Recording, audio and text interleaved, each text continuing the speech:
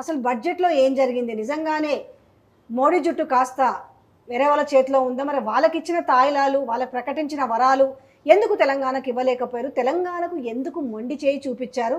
తెలంగాణ నుంచి ఎవరు మాట్లాడలేరనా? అసలు ఏమాత్రం కొంచెం కించిత్తు గూడా కాస్త ప్రేమ లేదా తెలంగాణ మీద? సో, ఈ విషయాలన్నిటిపైన డీప్ డిస్కస్ చేద్దాం. మనతో ఉన్నారు వి. ప్రకాష్ గారు.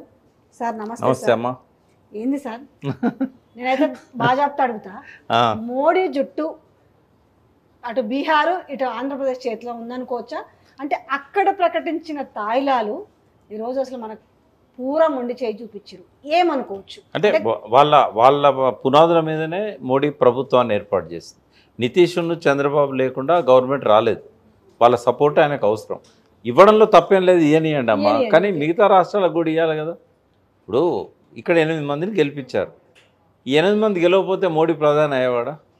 చంద్రబాబును నితీష్ ఇద్దరు సపోర్ట్ చేసినా కూడా 8 సీట్లు లేకపోతే అయ్యేదా?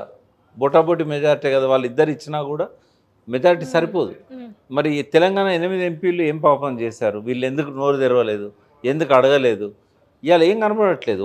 కనీసం వాళ్ళు రొటీన్గా ఇచ్చే రైల్వే లైన్లకు, నేషనల్ హైవేస్కి కూడా పెట్టినట్టు కనబడతలేదు. ఇప్పటివరకు అయితే రాలేదు వార్తలు. మరి ఏమైనా తర్వాత వస్తాయో చూడాలి. తర్వాత అందులో మెన్షన్ చేసింది ఏంటంటే, ఆంధ్రప్రదేశ్ పునర్విభజన చట్టం ఇచ్చిన హామీలు నెరవేర్చే దానిలో భాగంగా 15,000 కోట్లు ఆంధ్రకి ఇచ్చినట్టుగా అక్కడ ప్రభుత్వం క్లెయిమ్ చేసుకుంటుంది ట్విట్టర్ సాక్షిగా. హ్మ్. మరి ఆంధ్రప్రదేశ్ పునర్విభజన చట్టంలో తెలంగాణకు కూడా ఇవ్వాల్సిన చాలానే కదా.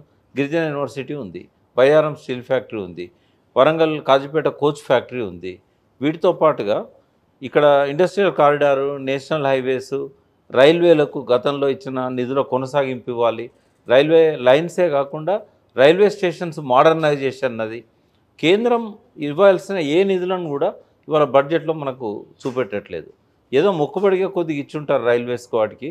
బట్ తెలంగాణ విషయంలో మాత్రం ఒక మాట నేను చెప్పదలుచుకున్నా, బీజేపీ పార్టీ పుట్టిన తర్వాత అటు వాజ్పేయి ప్రభుత్వంలో కానీ, తర్వాత వచ్చిన మోడీ ప్రభుత్వంలో కానీ, గత ప్రభుత్వాలలో ఎన్నడూ కూడా ఇంత అన్యాయం జరగలేదు. అంటే ఏనాడు ఇవ్వనన్ని సీట్లు మొదటిసారి ఇచ్చారు. గతంలో బీజేపీకి ఎన్నడూ 8 సీట్లు ఇవ్వలే. ఇక్కడ ఒక ఓటు 2 రాష్ట్రాలు అని చెప్పి కాకినాడలో తీర్మానం చేసినప్పుడు కూడా 4 ఇచ్చారు. పోయిన టర్మ్లో కూడా 4 ఇచ్చారు. 8 సీట్లు ఇచ్చినందుకు కృతజ్ఞతగా ఎక్కువ బడ్జెట్ ఇవ్వాల్సింది పోయి ఉన్న బడ్జెట్కు గండి కొట్టాడు. సో ఇది ఖచ్చితంగా తెలంగాణ ప్రజలకు అర్థం కావాల్సిన అవసరం ఉన్నది. మీరు మోడీ మోడీ అని చెప్పేసి మోడీకి ఫేవరబుల్ ఓటు చేసినందుకు దాదాపు 15-16% బీఆర్ఎస్ ఓట్లు డైవర్ట్ అయినాయి.